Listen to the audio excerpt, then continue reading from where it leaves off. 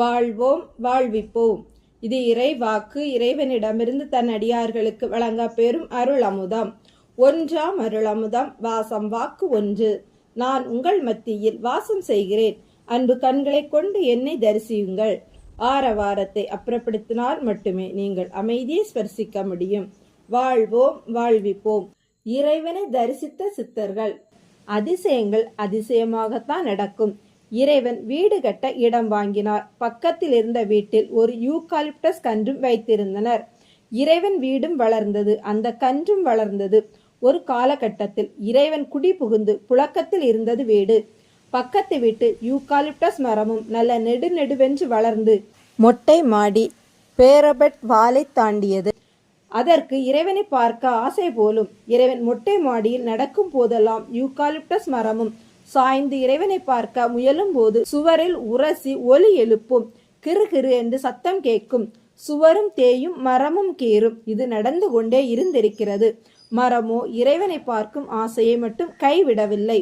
கழுத்து தேய எட்டி பார்த்து கொண்டிருக்க சுவர் வலி தாங்காமல் விரிசல் விட்டது.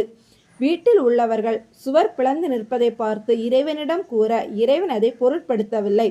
நாளடைவில் சுவர் 2ஆக கீறிவிட்டது. இறைவன் கவனத்திற்கு கொண்டு வர இறைவன் பக்கத்தை விட்டு உரிமையாளரிடம் அதை காட்டி சுவரை மரம் பிளக்கிறது என்றார்.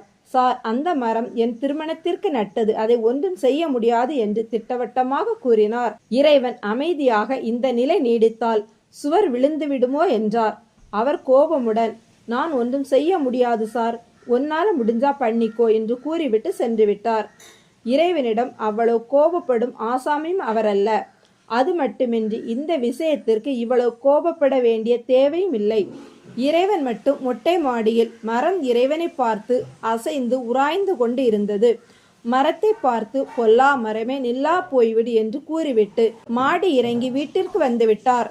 மாலை வெளியில் சென்று விட்டு வீட்டிற்கு வருகிறார். பக்கத்தை விட்டு பெண் கத்திக்கொண்டே இருந்தாள். மரத்திற்கு ஆசிட் ஊத்திட்டோம் என்று. இறைவனுக்கு சிரிப்பு வந்தது. பச்சை மரம், அதற்கு ஆசிட் நான் ஊத்துவேனா? பக்கத்தில் போய் பார்த்தால் மரம் சுத்தமாக பட்டு நின்றது. இறைவனுக்கே பரிதாபமாகி போனது. அப்புறம்தான் நினைவுக்கு வந்தது, பொல்லா மரமே நில்லா போய்விடு என்றது பலித்திருப்பதை. அந்த அம்மாளிடம் ஆசிட் ஊற்றிய இடத்தை காட்டுங்கள் என்றார். அப்புறம் எப்படி? காலையில நல்லா நின்ன மரம் மதியத்துக்குள்ள பட்டது. இறைவனிடமே கேட்டால் எதை சொல்வது?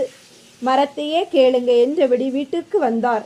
கையால் அசைத்தே மரத்தை பிடுங்கி போட்டார்கள். தெருவில் கிடந்தது கருகிய மரமாக. இரவு மாடியில் நடக்கும் போது பார்த்தார். மேற்கு பக்க கைப்பிடி சுவரின் கீழ் ஓர் உருவம் படுத்திருந்தது. பக்கத்தில் சென்றார். பட்டன எழுந்து இறைவன் காலில் விழுந்தது. குதம்பையாரை எழுந்திரும், காலில் நீர் அழுதது கேட்டது. அதான் மர ரூபமே போய்விடும் என்றேன் என்றதும், இறைவா, நான் இந்த மாடியில் தினம் இரவு தங்கி இங்கு வரும் சித்தகணங்களை பார்த்து கொள்ளும் பணி செய்து வருகிறேன் என்றவர் ஒரு நெல்லிக்கனியை கொடுத்தார். கொஞ்சம் கடித்துவிட்டு மொட்டை மாடியில் வீசிவிட்டு வந்தார். கொஞ்ச காலத்தில் அருவமாக சித்தகணங்கள் படையெடுக்க ஆரம்பித்தனர். அதன் பின் ஞானவெளி ஆனந்த பீடம் ஆரம்பித்து கூட்டம் கூட்டமாக மக்களுக்கு தீட்சை வழங்கும் போதெல்லாம் குதம்பையாரும் ஓரமாக நிற்பதை கவனிக்க தவறுவதில்லை. இன்றும் இறைவன் அமர்ந்து உபதேசம் பண்ணும்போது இறைவனின் வலதில் பாம்பாட்டியும் இடப்புறத்தில் குதம்பையார் நின்று தொண்டு செய்கின்றனர். முறை தவறுபவர்களை தண்டிப்பதிலும் கண்டிப்பாக இருப்பதை கண்காணித்துதான் வருகிறார் இறைவன். இறைவனை தரிசித்த சித்தர்கள் என்கிற போது குதம்பையார் நின்று கொண்டே இருக்கிறார். வாழ்வோம் வாழ்விப்போம்.